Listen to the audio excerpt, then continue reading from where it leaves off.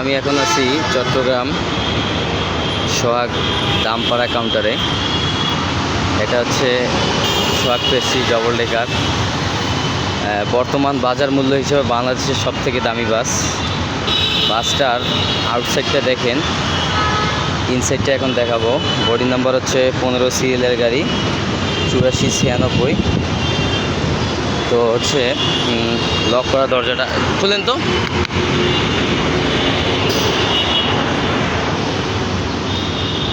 দরজা খুললো, এখন ভিতরে ঢুকলাম। This is our dashboard. এগুলো হচ্ছে সুইচ, লাইটের সুইচ, গেটের সুইচ, ডিসপ্লের সুইচ। এটা হচ্ছে স্পিকার, এই যে এটা ডিসপ্লে।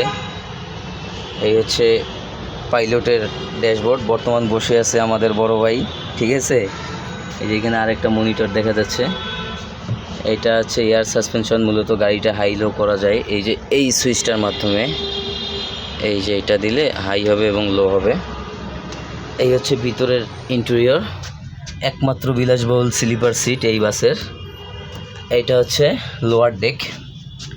লোয়ার ডেকের সিটগুলো হচ্ছে এরকম, মোটামুটি কমফোর্টেবল। আপনাদেরকে যদি দেখাই,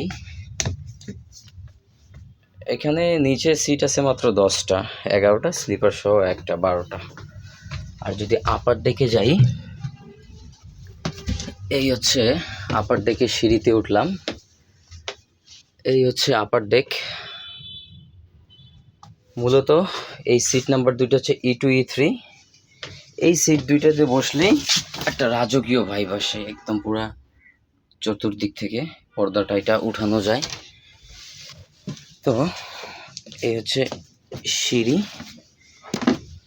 মূলত বাসটা হচ্ছে বিশ্ববিখ্যাত সুইডিশ ব্র্যান্ড স্ক্যানিয়া চেসিস এবং ইঞ্জিন, সুইডেনের স্ক্যানিয়া ব্র্যান্ডের। মডেল হচ্ছে K410। আর বডিটা হচ্ছে Laksana, Indonesian company, Laksana SR2 model. বাংলাদেশে সর্বোচ্চ SR2 পর্যন্তই আছে, SR3 এখনও আসে নাই। তো আমি আরেকবার যদি বাসটা আপনাদেরকে দেখাই, এই হচ্ছে বাসের আউটলুক। এটা হচ্ছে এমার্জেন্সি দরজা, পিছনে হচ্ছে লাগেজ আছে। এই হচ্ছে মূলত বাসের লুক। ফ্রন্ট থেকে যদি দেখাই, এই হচ্ছে টোটাল বাস। এই যে আরেকটা আসলো, এটা হচ্ছে মাল্টি এক্সেল, 10 চাকার মাল্টি এক্সেল।